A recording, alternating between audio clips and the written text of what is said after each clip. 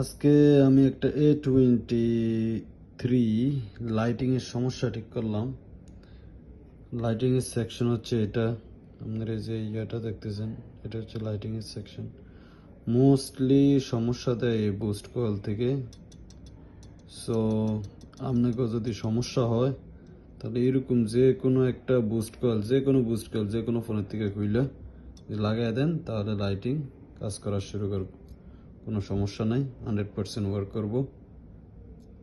Thank you so much. Just two